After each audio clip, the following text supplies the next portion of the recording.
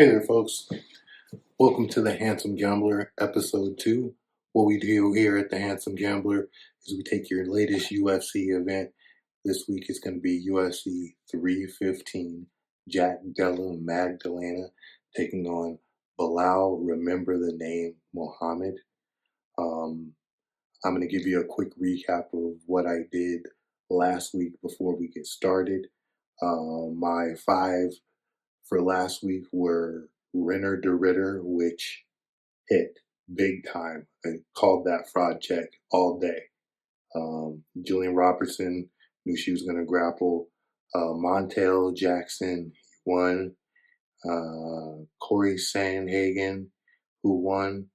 And my one stinker was Gaston Bolaños, who got caught up in. I was completely had the read wrong with um, Mr. Quang Bang Lee. I had the wrestling in the bag all over him. Couldn't believe it myself. But we're looking to turn that around and bounce back this week. No problem. Let's get it started.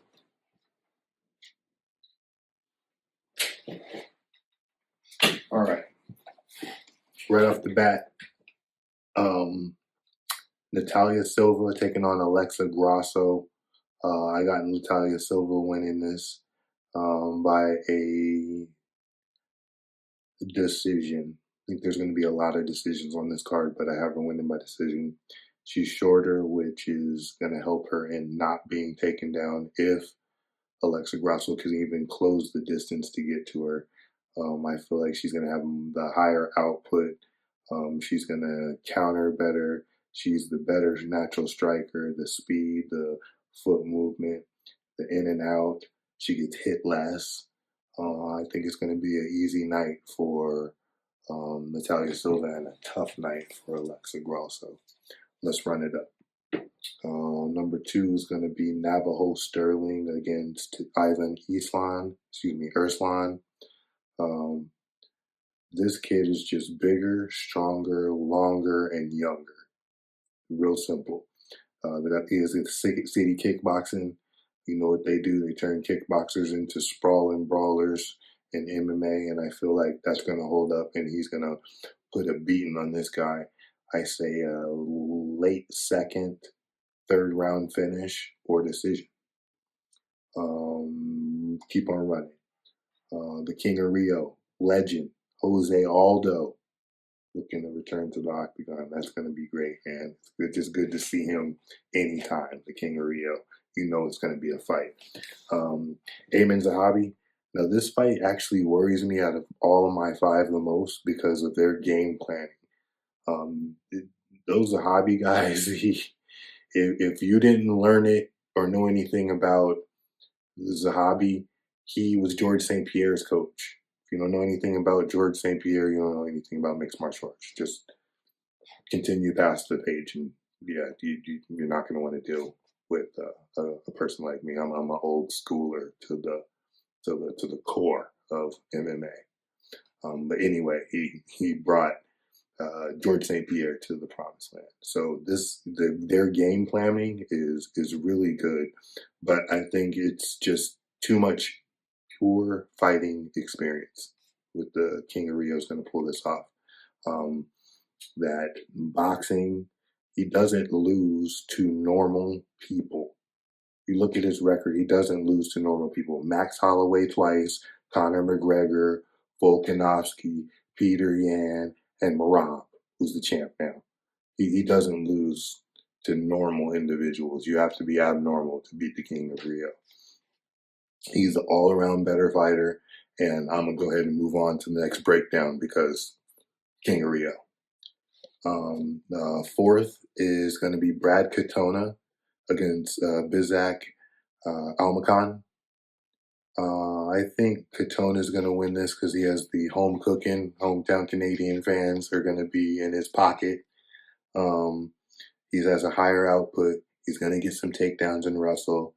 And his opponent has had about, I think, a little bit over a year layoff. I don't like layoffs in MMA. You want to bet against something in MMA? I'm telling you, layoffs. Bet against layoffs. Dominic Reyes a couple weeks ago. Um, there was somebody last week that was caught slipping. But anytime you see a long layoff, you just don't turn that shit on and off. Pardon my French. You don't turn it on and off. Anyway, so I got Bragatona with the home cooking, and the other guys had the layoff. I don't like layoffs. And the final fight of my five, looking to go 5 for 5 this week, Bilal Muhammad against Jack Della Magdalena. This is an easy fight for Bilal. Um, they're saying Jack is all this and all that. I've seen him get taken down for the entire half of the fight with him and Basel Hafez. The first 7 minutes, he was on his back. And he didn't stay there, but he got there repeatedly. And it may only take one for Bilal to change the entire. Once Bilal wears you for a round, you're not gonna be the same. And I think this is an easy fight for Bilal. People are thinking that Jack's gonna just stand and bang. It's not gonna happen. It's not gonna happen. Bilal's gonna hit takedown after takedown, wash and repeat. He eats strikers. You guys don't remember? He eats strikers. He took the title from a striker. He eats strikers. Um, I think you're going to have some kind of wrestling game to dethrone Remember the Name. And that's my point, and I'm sticking to it. I am the handsome gambler. I don't like to eat up too much of your time, but I'll have a recap and the same thing week in and week out whenever there is a UFC fight. Like, share, subscribe, tell your friends about me, please. I need everything I can get, people. I'm going to tell you one thing before I go. You always bet on charm, and you win with style. Y'all have a good day. See you next week.